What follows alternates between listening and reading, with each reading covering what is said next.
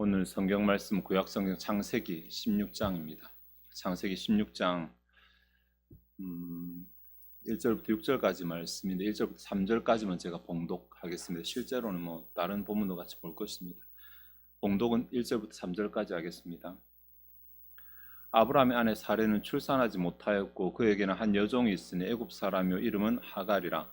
사레가 아브라함에게 이르되 여호와께서 내 출산을 허락하지 아니하셨으니 원하건대 내 여종에게 들어가라. 내가 그로 말미암아 자녀를 얻을까 하노라 하며 아브라함이 사레의 말을 들으니라. 아브라함의 아내 사레가 그 여종 애굽 사람 하갈을 데려다가 그 남편 아브라함에게 첩으로 준 때는 아브라함이 가나안 땅에 거주한 지 10년 후였더라. 아멘. 우리는 아브라함이라고 하면 딱 그냥 믿음의 조상, 믿음의 사람 이렇게 반사적으로 답이 나올 것입니다. 아브라함이 믿음의 사람이라고 하는 것에는 조금도 의심의 여지가 없고 히브리서 11장과 창세기 또 성경 전체에 나타나는 아브라함의 믿음은 크게 세 가지입니다. 하나는 그가 갈 바를 알지 못한 상태에서 하나님 명령을 따라 갔다 이것이잖아요. 어디로 갈지도 모르면서 하나님 무조건 가라, 네 아버지 친척집을 떠나 가라고 했을 때 순종해 간 것이 믿음이고, 두 번째로는 그가 자녀가 하나도 없는데 하나님이 자녀를 주겠다고 했을 때 그것을 믿었다, 이것이 두 번째 믿음이고, 세 번째는 그렇게 어렵게 주신 아들을 바치라고 했을 때 하나님이 죽은 자 가운데서 다시 살리실 것이다, 이렇게 믿었던 믿음, 이 세 가지가 아브라함의 믿음이라고 할 수 있습니다. 우리 가운데 이런 믿음 가진 사람이 없을 수도 있을 것입니다. 근데 오늘 본문은 그렇게 아브라함이 믿음의 사람이라고 말하는데 그 믿음의 질적인 단면을 보여주는 본문이라고 할 수 있습니다. 아브라함 믿음 정말 대단한데 나는 다른 레벨의 사람이다, 이렇게 생각할 수 있을지 모르겠지만 사실은 아브라함이 우리가 별반 다를 게 없는 사람이고 우리도 평가하면 아브라함처럼 될 수도 있겠다라고 하는 그러한 힌트를 주는 본문이라고 할 수 있습니다. 아브라함의 믿음이 흔들린 그러한 내용이거든요. 그가 그렇게 믿음이 있다. 히브리서 12장에 보면 그의 믿음이 약하여지지 아니하고, 로마서 4장에도 그렇고 그렇게 말하는데 실제로 압축을 해놓고 보면 믿음의 사람인데 쫙 풀어놓고 보면 순간순간 아브라함도 좀 흔들린 적이 있었다. 오늘 아마 그 흔들린 적들을 조금 생각해 볼 것인데 16장을 제가 본문으로 우리가 살피고 있거든요. 16장 방금 전에 읽은 내용으로 성경을 읽어보신 분들은 다 어떤 내용인지 아실 것입니다.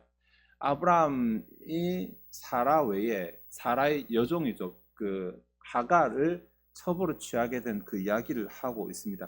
이 배경을 조금 우리 알아야 되잖아요. 처음에 아브라함이 하란에서 떠날 때, 갈대아우르가 아니고 하란에서 떠날 때 75세 때 떠나거든요. 75세 지금으로 하면은 좀 많은 날 수 있지만 아브라함의 그 아버지 데라도 70세의 아들을 낳았어요. 그러니까 75세 아직까지 그렇게 늦은 나이는 아닐 수 있어요. 그 당시는 아직 노아 홍수가 끝난 지 얼마 안 됐기 때문에.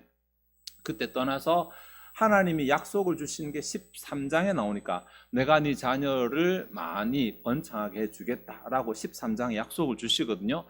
그 약속을 믿고 들어왔는데 지금 10년이 지났어요. 3절에 아까 거주한 지 10년 후였다라 말해요. 굳이 이 연수를 말하는 것은 10년이 지날 때까지도 아직 하나님이 약속을 안 이뤄주셨거든요. 땅은 조금 천천히 주셔야 돼요. 땅도 아직 안 주셨는데 땅은 조금 천천히 주셔야 되는데 급한 건 자녀인 거예요.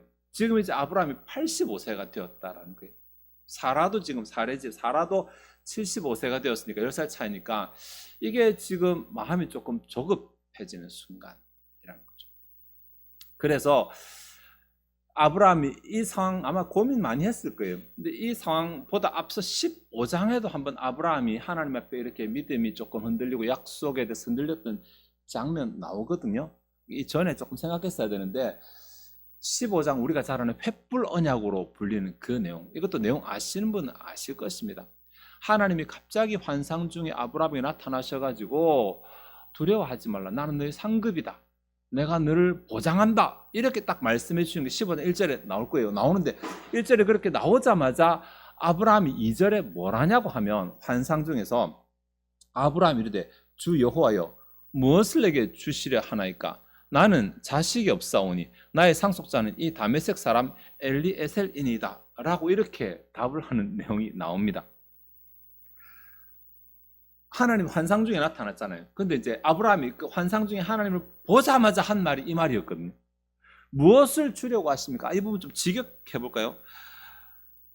나는 자녀도 없는데 제게 뭘 주시려고요? 직역하면 이 정도 나옵니다. 나는 자녀도 없는데 제게 뭘 주시려고요?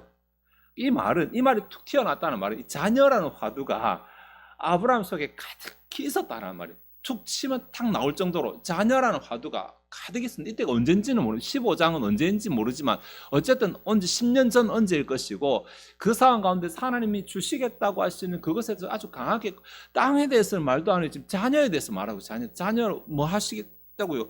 내 집의 상속자는 다메섹의 엘리에셀인데 그 다음에 한글 성경이 번역 안 됐지만 저를 보소서 주께서 내게 자손을 안 주셨습니다. 그러니 보소서 내 집의 아들이 내 상속자니다. 원문을 보면 그렇게 되어져 있습니다. 이 보소서라고 하는 게 굉장히 좀 감정이 실린 그런 말이거든요. 저를 보세요. 저 한번 봐보세요. 하나님 저희 자녀 안 주셨잖아요. 그러니 좀 보세요. 내 집의 자녀, 이 말은 내 집에서 자라니까 하인의 자녀라는 말입니다. 자녀가 없을 당시에는 그냥 자기 하인 중에서 가장 믿을 만한 사람에게 재산을 물려주는 대신에 자신의 장례를 잘 처리하도록 부탁하는 그런 관습을 지금 나타낸 것이거든요. 이게 우리는 이제 우리가 여기서 끝납니다. 우리 재산은 다 그냥 하인에게로 넘어가고 내 죽음이나 준비해야 될 정도로 지금 상황이 그런데 저한테 뭘 주시겠다고요? 이렇게 지금 하나님한테 말하는 장면입니다. 이게 믿음이 없는 것은 아닙니다. 아마 답답함을 그렇게 표현한 것이겠죠. 이 정도 됐으면 주실 때 되지 않았습니까? 저를 그렇게 자식 주시겠다고 땅 주시겠다고 저를 그곳에서 데리고 나왔으니까 이 정도 하셨으면 이제 주실 때가 되지 않았습니까? 라고 말했고 하나님은 여기에 대해서 내가 줄 것이다라는 약속을 합니다. 그래서 6절에 아브라함이 여호와를 믿었다라고 하면서 이제 이것이 일단락이 됩니다. 한번 지나갔어요. 하나님이 나타나셔서 그 위험한 시기에 약속 한 번 더 주시고 끝났어요. 그리고 이제 16장입니다.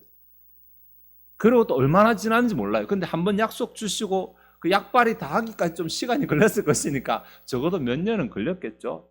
16장이 되고 이제 10년이 지났어요. 언제 10년.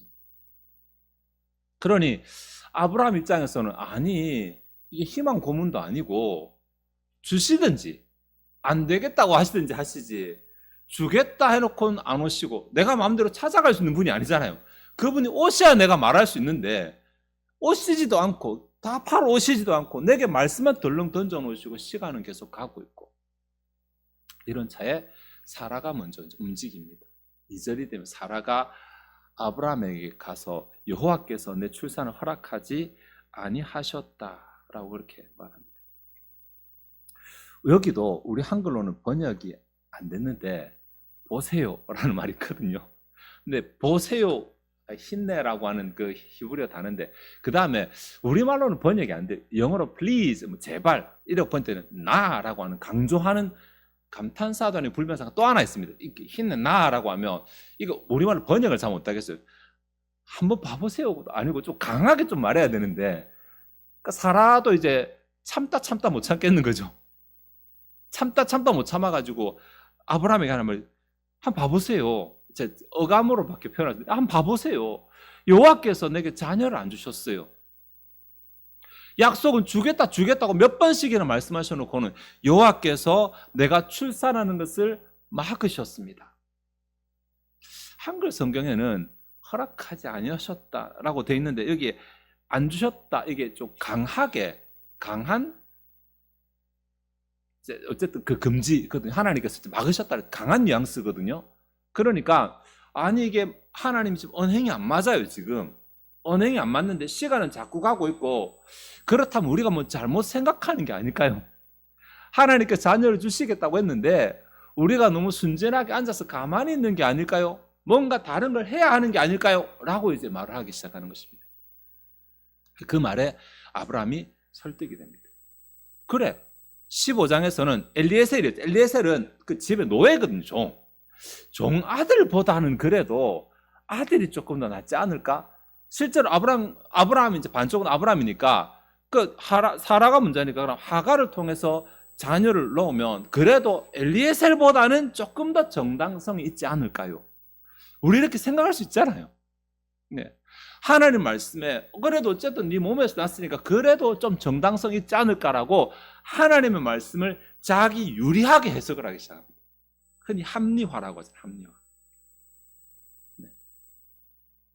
그렇게 해서 어쨌든 뭐 아이를 가지게 되는데 이게 화근이 되잖아요.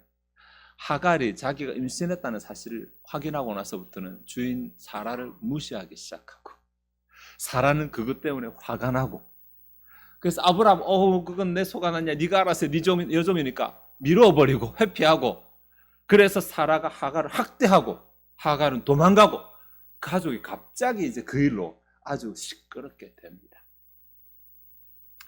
어쨌든 그래서 이스마엘 낳았죠. 이스마엘이 나중에 12아들을 낳게 되고 12지파의 조상이 되는데, 그 이스마엘이 지금 아랍인의 조상이거든요. 여러분, 이슬람교 창시자 모하메드의 조상이 이스마엘입니다. 이스마엘이 나지 않았더라면 아마 지금 이스라엘이 훨씬 더 편했을 건데, 두고 이렇게 힘들게 됩니다. 그러니까 그때 그 16장에 이들이 합리화의 대가가 너무너무 큽니다, 지금.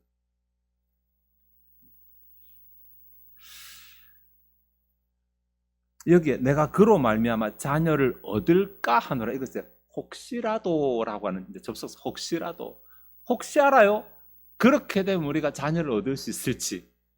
근데 이게 하나님의 말씀이 아니라는 것을 이들도 지금 알고는 있는 것입니다. 그런데 하나님의 말씀과 지금 상황이 너무 감격이 크니까 우리 힘으로 이걸 한번 좁혀보자라고 생각을 한 거예요. 이거 믿음 아니거든요. 네. 하나님의 말씀이 없을 때는 몰라. 없을 때는 최선을 다하지만 하나님의 말씀이 주어질 때는 말씀을 벗어나지 않아야 되는데, 말씀을 벗어나면서도 자꾸만 합리화하고 대화하고 생각하다 보니까 어느새 그게 하나님 말씀인 것처럼 둔갑됩니다, 내 안에서.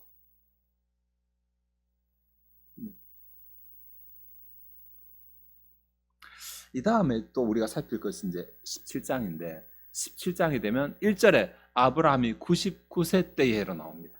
자꾸 연도를 지금 말하고 있죠. 연도를 말하는 게 지금 아브라함 입장에서는 가능성은 더 사라지고 더 사라지고 더 사라지고 이 말을 하고 싶고, 이런 우리 입장에서는 아니 이게 지금 되는 것이야? 뭐 자꾸 이렇게 지금 이 나이가 되는 것이야? 이런 마음들을 불러일으킬 만한 연도를 자꾸 얘기하고 있습니다. 네. 그러니까 85세 때 한번 이루고 99세 때 이랬으니까 이스마엘을 출산하고 와서는 13년이고 그 전에 일이 있었을 때부터 14년이 지났다. 이때 하나님이 또 한 번 나타나십니다. 이야, 잊을만 하면 나타나는 게 아니고 다 까먹고 기억도 없는 나타나가지고 유적 같은 기억을 들춰내가지고 또 다시 자녀 얘기를 하십니다. 네. 많은 분들이 아브라함이 이스마엘을 출산했기 때문에 하나님께 벌받아 하나님이 13년 동안 침묵하시다 이렇게 말하는데, 그럴 수도 있어요. 그럴 수도 있어요. 근데 따지고 보면 사실은 하나님은 15장부터 침묵하고 계셨기 때문에 그 전부터 침묵하고 계셨어요. 다른 의도가 있을 수도 있어요. 네. 오늘 본문에 아마 그것을 말하시는데, 어쨌든 하나님이 나타났고 아브라함이 그 앞에 엎드렸을 때 하나님이 네게 다시 아들을 주겠다. 내가 너를 크고 번성하게 하겠다.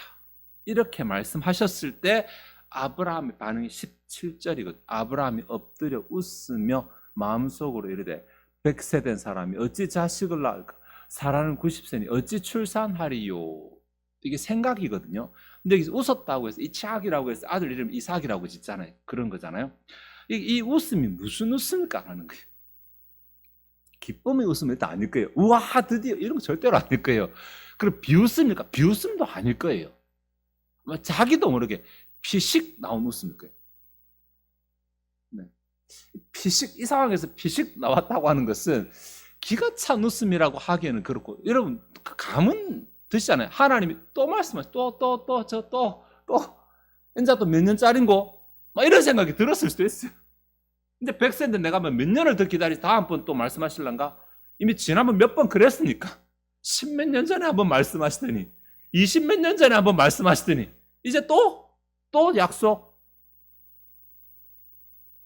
이것은 18장이 되면 사라도 똑같은 반응을 보이거든요. 근데 이제 이번에는 하나님 좀 다르게 언약을 체결하시면서 어쨌든 그 일 이루어 주시는데, 왜 17장에 와서 하나님이 이렇게 하실까? 제가 아까 힌트를 얻을 수 있다 그랬잖아요. 아브라함이 말 속에 답이 있는데, 내 나이가 100세고 내 아내 사라다 99세다. 네.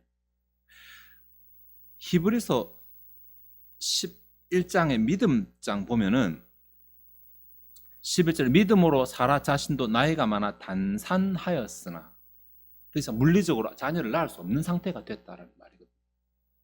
네. 이때라는 걸, 이게 지금 17장 이 상황입니다. 그러니까 이 상황이 되고 이제 와서 하나님께서 말만 안 하시고 이제 언약 체결하자, 내년이다라고 딱 기한을 정해주십니다. 그러니까 이때 아브라함이 웃음이 그 상황이 어떤 상황이냐면, 이제는 가망성이 없는 상황, 웃음이라고 하는 게 가능성이 있을 때 말씀해 주시지, 내가 뭔가 할 수 있을 때 말씀해 주시지, 사라가 자녀를 출산할 수 있을 때 말씀해 주시지, 아무 가능성도 없고 아무 희망이 남지 않은 이 상황에 와가지고 이제 내년에 주시겠다고요 라는 그 표현이 웃음. 네, 불신은 아니지만 의심도 아니죠. 그냥 자기도 오늘 피식 기가 차서 나온 웃음. 이 상황에서 이제 이런 잊고 있다가 아니라 아마도 아브라함 계속해서 기억을 했을 것입니다. 이 말을 계속 품고 있었을 것입니다. 근데 우리도 그렇잖아요.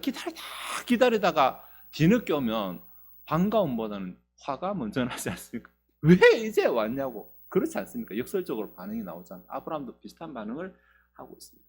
따지고 보면 하나님은 그러한 상황이 되기까지 기다리신 것입니다. 왜냐하면 만약에 75세 때 아브라함이 이삭을 낳았으면 아브라함 생각에 이게 하나님이 주신 거라고 말할 것인지 내가 낳은 것이라고 말할 것인지 헷갈리잖아요. 아닐까요? 85세 아브라함이 만약에 이삭을 낳았다면 그래도 아직은 낳을 수 있을 때니까 이게 온전히 하나님이 주신 것이라고 고백 안 할 수 있잖아요. 근데 이제는 하나님이 안 주시면 절대로 줄 수 없는 상태가 된 거예요. 이제 만약에 자녀를 놓는다면 그건 100% 하나님이 하신 일이라고 고백할 수밖에 없어요. 왜 굳이 그렇게 하시죠? 하나님이 왜? 그냥 좀 좋을 때 편하게 주시면 되는데, 하나님은 언제든 주실 수 있는 분이지만 하나님의 응답을 받는 사람에게 하나님이 기대하시는 게 있거든요. 내가 했다라는 것을 인정하라는 것입니다. 네가 했다가 아니고 우연이 아니고 내가 했다라는 것을 인정하라. 그 믿음이거든요. 그 믿음을 보이라. 이것 때문에 하나님이 그런 상황을 만드시는 것입니다. 성경의 예가 여기 하나만 있는 게 아닙니다. 여러분 사사기서에 보면 기드온 사건 잘 아실 것입니다. 기드온이 몇 명 데리고 가서 미디안 적군을 물리칩니까? 300명이잖아요. 처음에 군사가 모였을 때 32,000명이 모였어요. 32,000명이. 32,000명도 가도 안 돼요. 왜냐하면 미디안 군사가 들에 메뚜기처럼 많이 있었다 그랬으니까, 연합군이. 그런데 32,000명으로도 안 되는데 하나님이 300명 만드실 때 나머지 다 집으로 보내라고 했을 때 그때 하나님 하신 말씀이 뭐냐면 7장 2절에 여호와께서 기드온에게 이르시되 너를 따르는 백성이 너무 많은즉 내가 그들의 손에 미디안 사람을 넘겨주지 아니하리니 이는 이스라엘이 나를 거슬러 스스로 자랑하기를 내 손이 나를 구원하였다 할까 함이라. 그래서 하나님이 하셨다고 고백할 수밖에 없는 상황이 될 때까지 몰아가시고 기다리시는 것입니다. 왜? 아브라함도 그래야 돼요. 왜냐하면 아브라함 믿음이 조상이 돼야 되거든요. 아브라함이 그렇게 해야지 그들의 후손이라는 이스라엘이 대대로 우리는 존재부터가 하나님 의존적인 존재다 라고 고백을 할 것이기 때문에, 이게 이스라엘 신정국가로 가야 되기 때문에 그래요. 다른 나라처럼 왕정국가가 아니라 우리는 신에 의해서 존재하는 나라라고 고백을 계속해서 할 근거를 마련하시기 위해서 너희가 어떻게 나왔는데 너희는 사람의 힘으로 나온 게 아니라 오직 하나님의 능력으로 나온 민족이다라고 하기 위해서 아브라함이 때를 기다리시는 거예요. 우리 눈에 너무 답답하고 지루하고 포기할 것 같은 그뿐입니까? 그래야지 신약의 우리도 믿음으로 아브라함의 후손이 될 수 있다라고 하는 그 신앙의 근거를 마련하기 위해서. 그래서 하나님 아브라함에게 약속만 주시면서 그 때가 될 때까지 불이 꺼져갈 것 같으면 화롯불 풍 한번 이렇게 주고, 또 가다가 또 믿음이 살살 꺼져갈 것 같으면 또 한번 흔들어 놓으시고, 이렇게 하면서 가시는 것입니다. 그래서 진짜로 아브라함 웃음처럼 이제 무슨 이라고 할 만한 상황, 이제는 내 눈에 아무 답도, 내가 잡을 만한 아무 도구도 보이지 않고 아무 도움도 보이지 않는 이때에 하시겠다고요 하실 때까지 기다리시는 거죠. 여러분 신앙의 간증을 들어보시면 하나님이 끝까지 몰아가시다가 답을 주신다 이런 거 경험해 보신 분들, 그런 간증하시면 들어보실 수 있을 것입니다. 아니 왜 내 심장을 다 태우고 내 속을 수껍내기로 만든 다음에 그렇게 응답을 하시냐면, 그래야지 하나님 고백할 거예요. 그래야지 전적으로 하나님의 은혜입니다, 오직 하나님의 능력입니다라고 고백할 거예요. 그렇습니다. 그거 싫으시면 빨리 전적으로 하나님밖에 없다고 빨리 내 마음속에 오직 하나님이라고 빨리빨리 믿음으로 고백하시면 됩니다. 근데 그러면 기간이 좀 단축될 가능성이 있습니다. 오늘 우리가 좀 말씀을 정리하면서 아브라함, 믿음의 조상이라고 불리는 그 아브라함, 믿음으로는 성경에서 1등이라고 불릴 수 있는 그 아브라함의 삶을 조금 확대해서 보았어요. 확대해서 봤더니 아이고 그렇게 전적으로 100% 믿음으로 쭉 이렇게 간 사람은 아니었어요. 그도 시간 지나니까 의심도 생기고 마음 가운데 딴 생각도 들고 합리화하고자 하는, 불신이 사실은 합리화하고자 하는 그런 모습도 보이고, 이렇게 보이는 모습이 우리랑 별반 다르지는 않습니다. 하나님은 그때마다 도우시면서 오직 하나님의 능력으로 응답을 받았다라고 고백하는 마음이 될 때까지, 고백하는 상황이 될 때까지 하나님은 쭉 기다리십니다. 아브라함이 100년이 길지 하나님이 100년이 기시겠습니까? 하나님 하나도 아쉬운 게 없거든요. 하나님 그게 하나도 긴 게 아니기 때문에 기다리십니다. 자기 힘으로 할 수 있다는 생각을 버릴 때까지. 우리가 하나님께 뭔가 기도하잖아요. 기도할 때 여러분, 그래도 내 머릿속에 뭐 계산이 되고 이렇게 하면 되겠다, 애매하다 싶을 때는 잘 믿어지는데, 아이고 답이 없다 이럴 때는 기도도 안 되지 않습니까? 혹시 사실은 그때가 진짜 믿음이 빛을 발할 때인데, 그죠? 믿음은 뭔가 될만하다 싶을 때 나오는 거 믿음 아니잖아요. 그건 계산이잖아요. 와 이거 하나님 아니면 안 되겠다 싶을 때가 진짜 믿음인 것입니다. 그래서 우리가 아브라함이 믿음을 통해서 믿음을 배우겠다, 믿음의 기도를 하겠다 그러면 내 머리로 계산하는 게 아니라 하나님밖에 없습니다. 하나님밖에 없습니다. 뭐 저게 되고 안 되고 저걸 떠나서 하나님밖에 없습니다. 이 자세가 오늘 이제 17장의 자세라고 말할 수 있고, 머리로 아직 계산 굴려보는 자세는 아직 15장의 자세. 하나님 내 기도하는데 왜 안 주세요? 이 자세는 13장의 자세, 16장, 15장, 죄송합니다. 17, 15장이죠. 그게 15장. 다음에 머리로, 좀 이렇게, 아까 내가 여기까지 해보고 나머지 하나님 끝에 해볼까? 요런 자세가 16장의 자세. 안 된다. 하나님만 하셔야 된다. 이게 17장의 자세. 이렇게 정리할 수 있습니다. 우리의 기도는 몇 장에 있습니까? 왜 하나님 안 주세요? 구하는데 왜 안 주세요? 답 주셔놓고 왜 안 주세요? 있다면 아직까지 여러분 15장에 2장 남았습니다. 네. 그래? 그럼 내가 요만큼은 내가 해볼까? 저거 내가 해볼까? 하나님의 그 신뢰 스스로 수정을 하면서 바꾸면서 요 정도만 하고 그냥 하나님이 해줬다고 할까? 요 정도만 하고 만족할까? 16장의 자세. 이게 기간이 문제가 아니에요. 내 마음 자세가 문제예요. 마음 자세가. 내 마음 자세. 내가 할 수 있어도 하나님 내를 통해 일하시다 하더라도 모두가 하나님께서 하시는 것입니다. 하나님이 하셔야 됩니다라고 고백하는 그 자세가 17장의 자세입니다. 그러니 나는 어떤 자세로 하나님께 기도하는지 살펴보시고 하나님의 응답의 기간을 단축하기 위해서 오늘처럼 약속을 주셔놓고 응답을 안 주신 이 기다림의 기간 가운데 그 기다림의 기간을 단축하기 위해서 오직 하나님이 하십니다. 오직 하나님의 능력입니다. 하나님께서만 하시고 하나님의 영광 받으십니다. 오직 하나님을 요청하는, 하나님을 신뢰하는 그 믿음의 자세를 가지고 기도함으로 응답의 때를 단축하는, 그것을 경험하는 저와 여러분 되시기를 바랍니다. 기도하시겠습니다. 하나님, 오늘 아브라함의 그 기다림을 우리가 생각해 보면서 그의 마음이 변해가는 과정들, 그의 상황이 변해가는 과정들, 그의 태도가 변해가는 과정들을 생각해 보았습니다. 기다리다가 답답해서 하나님께 강하게 원망하기도 하고, 또 전혀 답 없으신 하나님 앞에서 내 나름 합리화시켜 보기도 하고, 모든 것이 이제 내가 할 수 있는 건 아무것도 없어서 하나님 앞에서 내가 아무것도 할 수 없다라는 것을 표해 보기도 하고, 그러한 마음이 내가 하나님 앞에 기도할 때 내가 가질 수 있는 마음에 가질 수 있는 것도 생각해 보았습니다.